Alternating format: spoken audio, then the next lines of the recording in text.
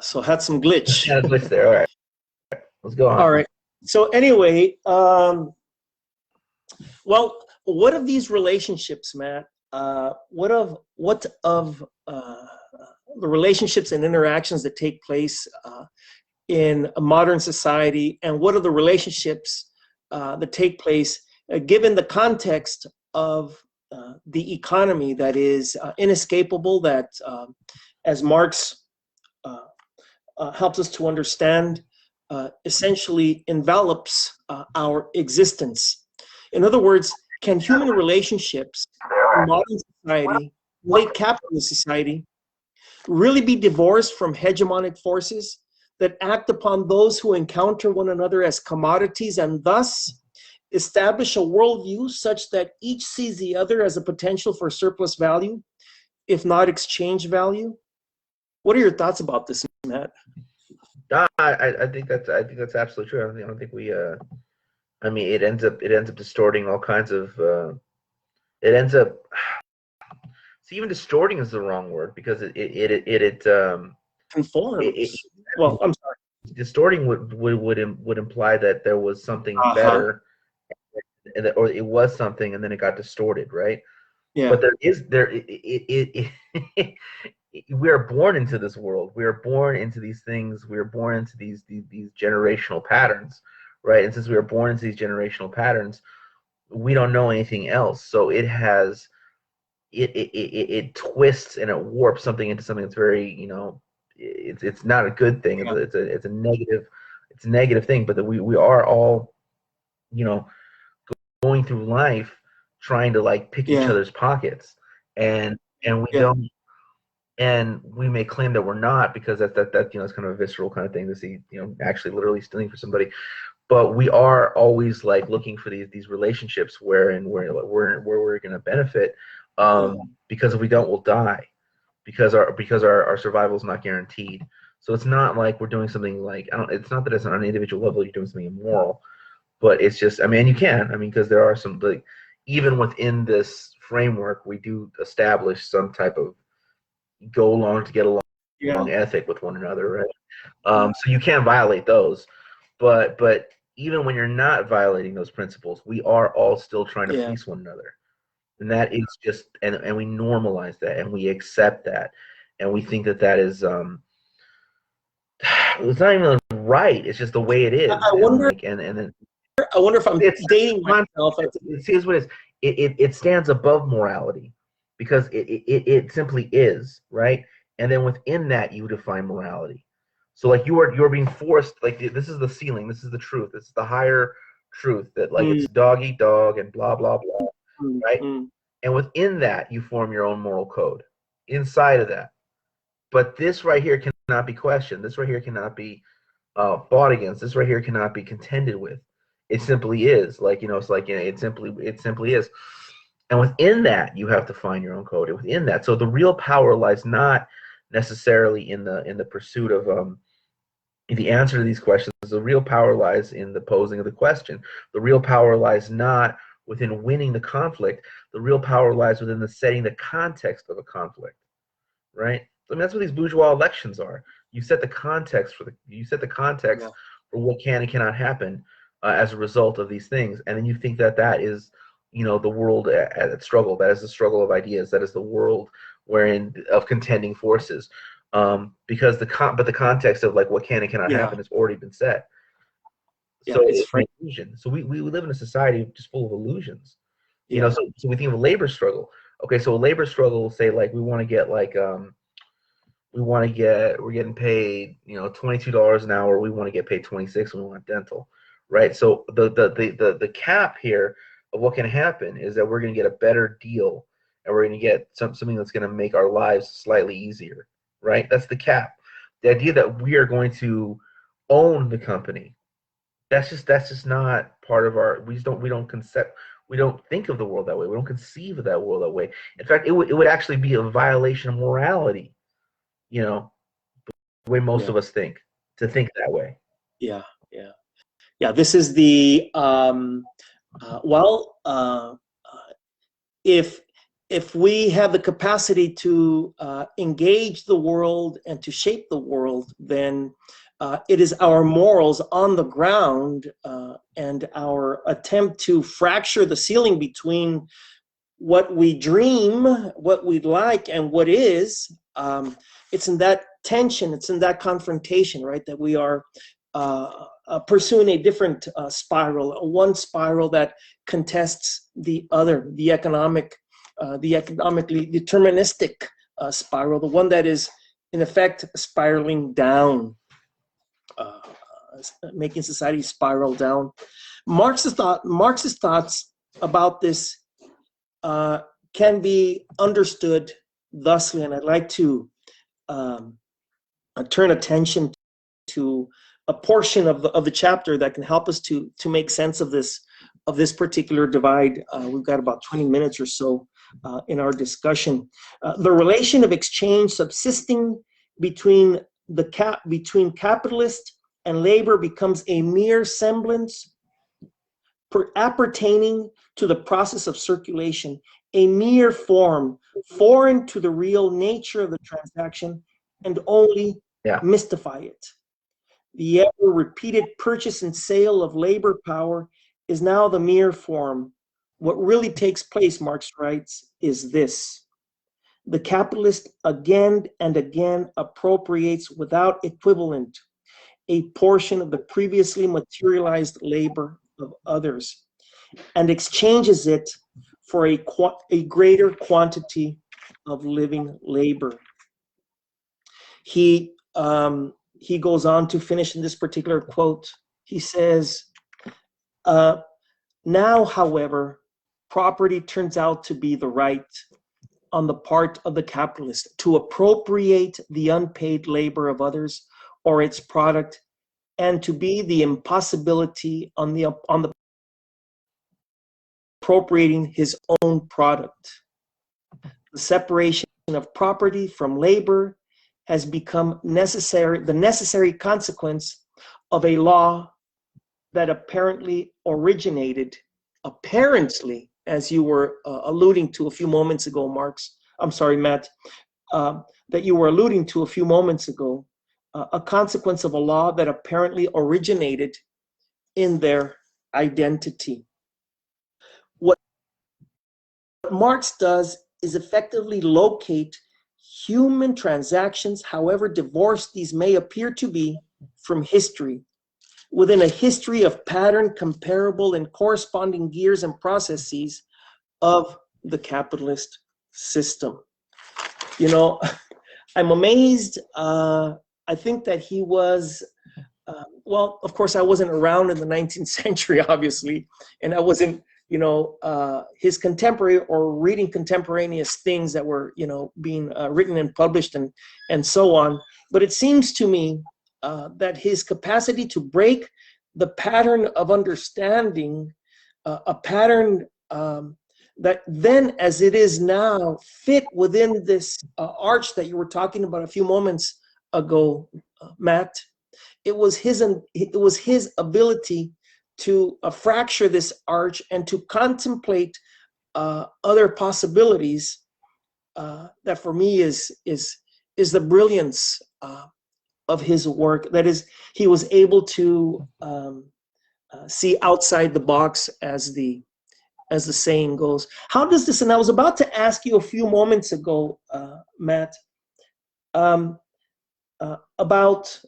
poetry, and what does how is poetry involved in the fissure that exists, in the fissure that is created, and perhaps even the capacity to squeeze oneself out of a place that, as writers of yesterday wrote, has no exit.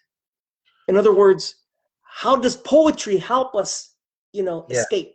Usually people ask me these questions about poetry and its place in politics and its place in political struggle and I usually have the driest, most ridiculous answers. Not ridiculous. They're actually not ridiculous. They're free of whimsy. In fact, unfortunately, they're the most dry, just just very like tactile, very blah, blah, blah kind of answers. But you've actually asked me a question where I have the opportunity to have a very beautiful answer, right? And that's not normally the case because I answer these questions honestly. So when people ask me, what can poetry do? Well, you can do this, you can do this, you can do that. And this is what it's always very practical because I want them to go out and do it, right? And so I don't want them to dream about what they're going to do. I want them to actually do it. So I give them very practical advice. But in your question, how does poetry help us break the mind? How does it help us break through? How does it help us think more clearly or think more about what is actually happening? And the answer is roughly the same way that dreams do. Poetry is like a dream. It does not, it's not bound by the pounding logic of every day. It allows you to it's not even bound by the same strictures as narrative. It really allows you to just grab a hold of ideas, piece these ideas together, and it can really show you that the everyday terror that we live under, the everyday absurdity that we live under, the very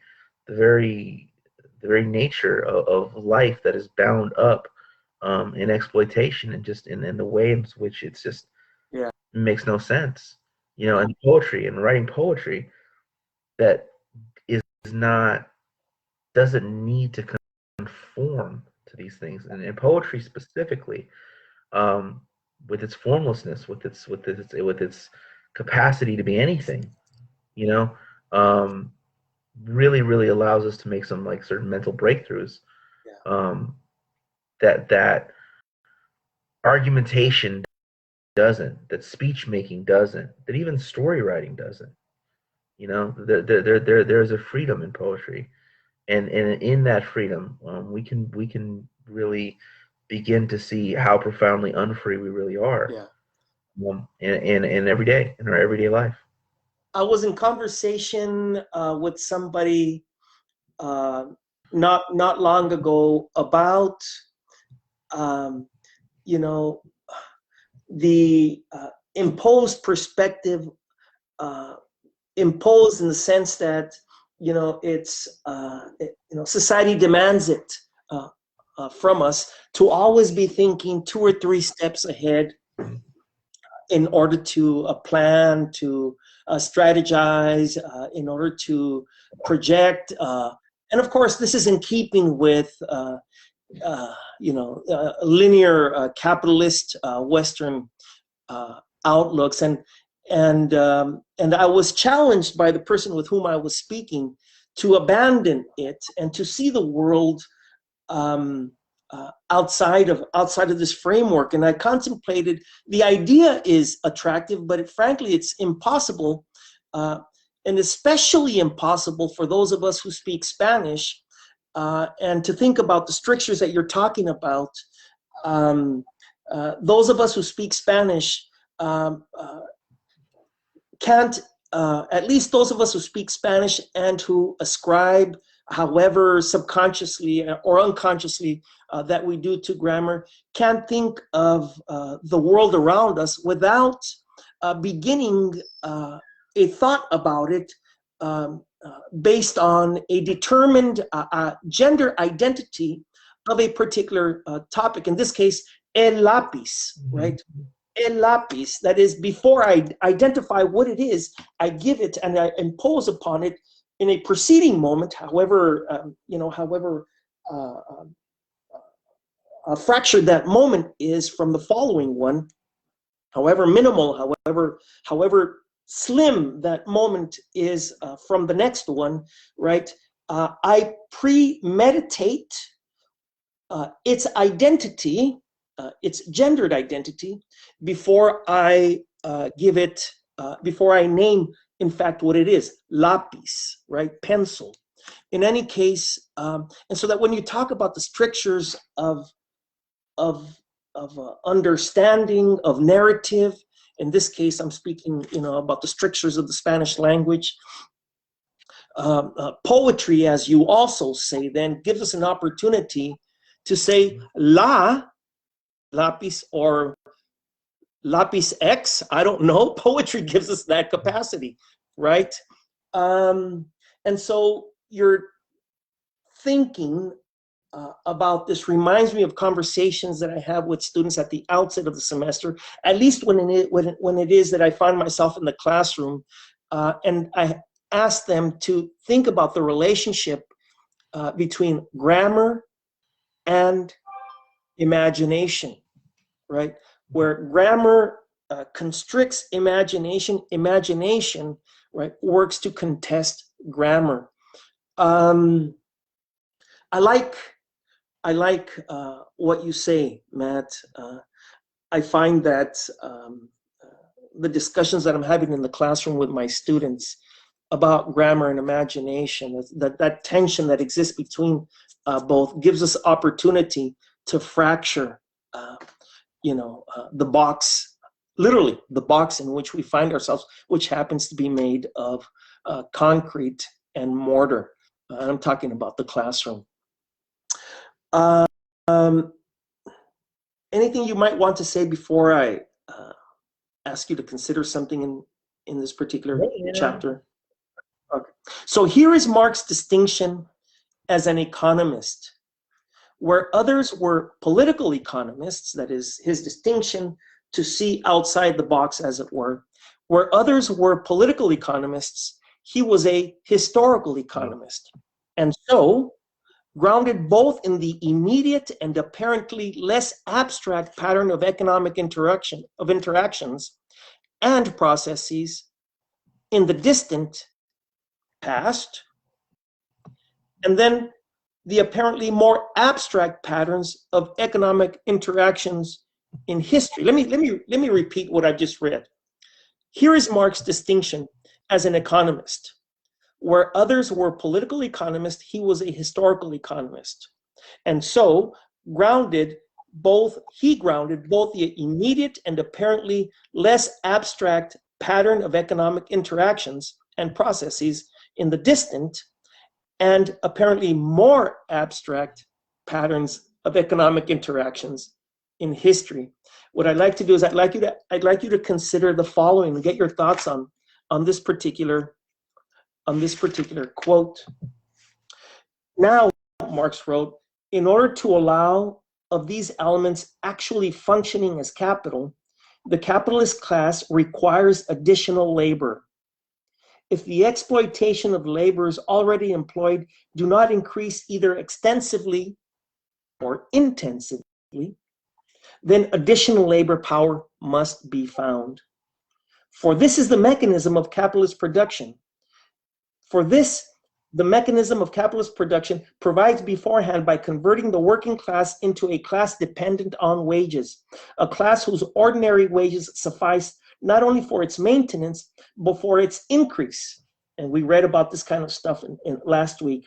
It is only necessary for capital to incorporate this additional labor power annually supplied by the working class in the shape of laborers of all ages, with the surplus means of production comprised in the annual produce, and the conversion of surplus value into capital is complete. From a concrete point of view, accumulation resolves itself into the reproduction of capital on a progressively increasing scale. The circle in which simple reproduction moves alters its form, and to use Sismondi's expression, changes into a spiral. Right? This is, as he writes, the way in which the Son begets the Father. That is, in the money commodity transaction about which we read when we were discussing chapter 4, right? Or rather, that interaction, right, changes its nature to the commodity money form when a particular use value is put on the market, right, and is put on the market for the generation of more money than was invested in the commodities production. And thus, as he says, the Son begets the Father. Yeah. Your thoughts? Well, I have my own take on this. That maybe I don't know. It makes sense to me. Put it that way. Yeah. So let's say, for me, the commodity form, it's something that takes place in between individual people, or between not just individual people, but between people in general, right? So between individual people, between classes of people, it exists in between. It exists in the space in between Yeah. people, right? The object itself is not necessarily a commodity. The object itself is the object. It is the way in which we have a relationship with each other that this object takes on its commodity form. So, for instance, right, let's say I mentioned earlier, someone is born on a farm in like Yeah. the 1100s, right? Now, let's say the reason why they had this child was to become a farm worker, right? But the fact of the matter is that child is not born a farm worker. That child is born a child. That child is born a human being, and they become a farm worker, right? And no matter what the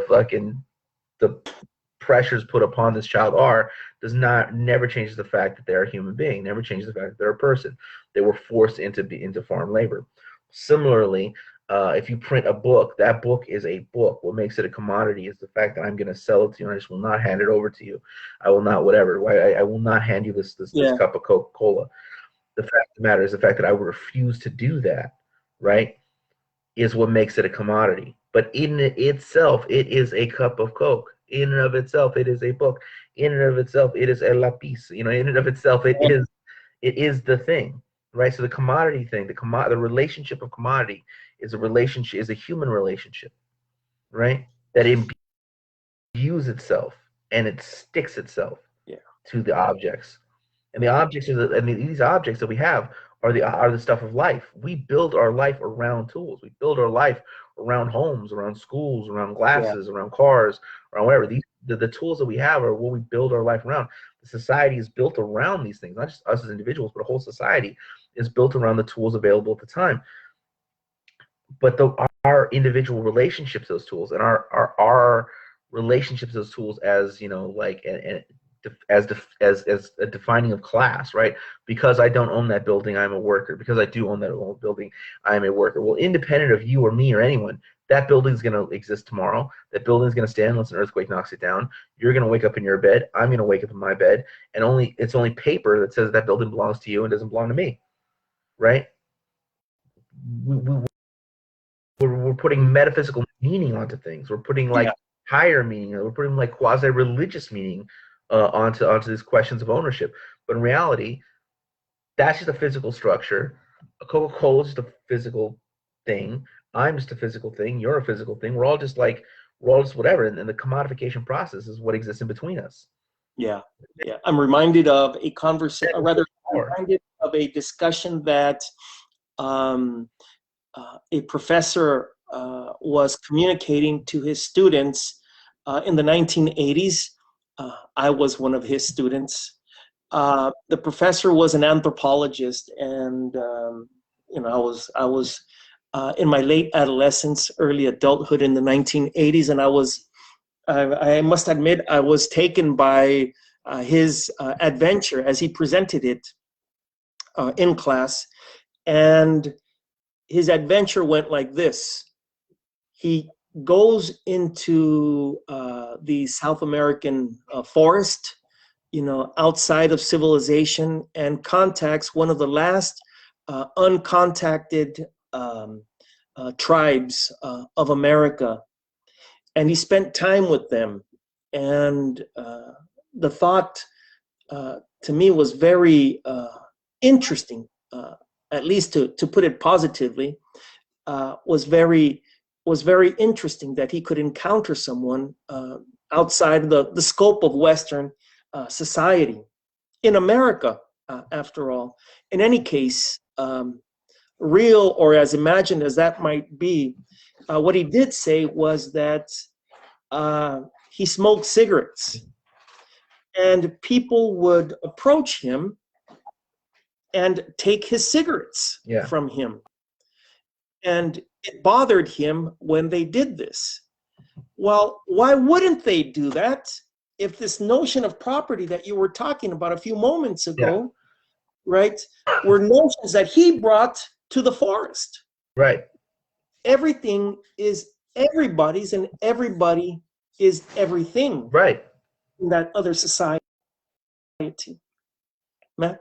Yeah, no, absolutely. I mean, like that he brought that idea that this is like that, you know, This is mine. that was in his mind was yours is yours, and I won't take what's yours, and you have now violated, you know, you have violated this thing between, Yeah. you know, you have violated something, right? But that was his understanding of the world. That wasn't their understanding of the world. Now, you know, maybe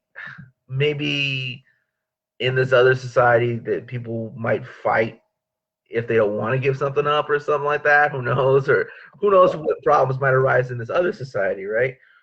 But it's because I mean, obviously the most obvious interpretation of this is that he's wrong and that's wrong and blah blah. And I agree with that. But I think but a takeaway even before getting into morality of it is just to notice the difference, right?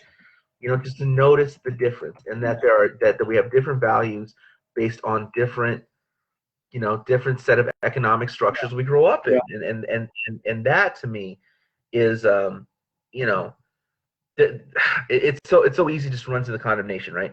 But you know, and sure, fine, the condemnation, but it's also it's more intellectually interesting to me to really explore, well, why is it different, and the difference is because you're reared in this kind of thing, and to you it makes sense.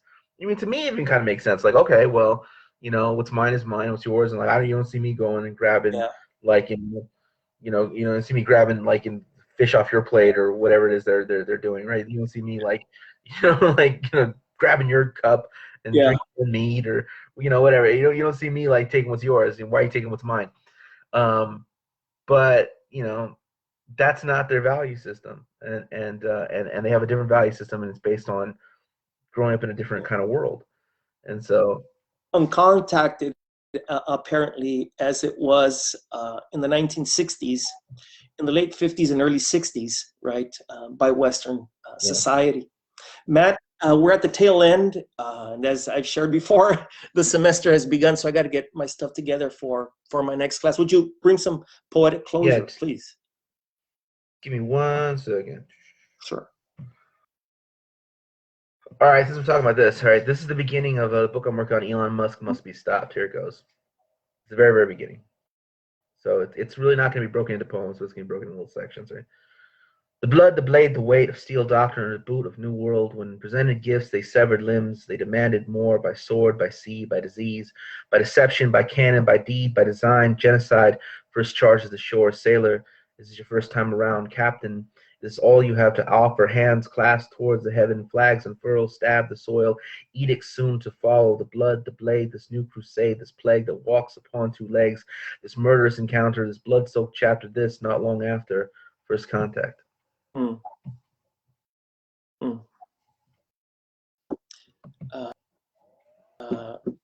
caught somebody say something on Facebook recently about, you know, honoring the people, the original inhabitants of a particular location at the outset. Of course, the guy that I was catching on Facebook was being critical of these, as I read it anyway, of these prayers or honoring the original inhabitants, because this honoring of the original inhabitants of a particular region is often grounded within the context of existing relationships that go unquestioned. And so certainly here's the capacity to your poetry, Matt, gives us an opportunity to imagine another world, the ceiling, to imagine and to understand that there's another side to the ceiling, and that there was another ground that founded another society beforehand. Anyway, I don't have time to get too much into this anymore, but thank you, and we'll proceed with chapter 24 again next week. We'll see you soon. All right, very good. Thank you.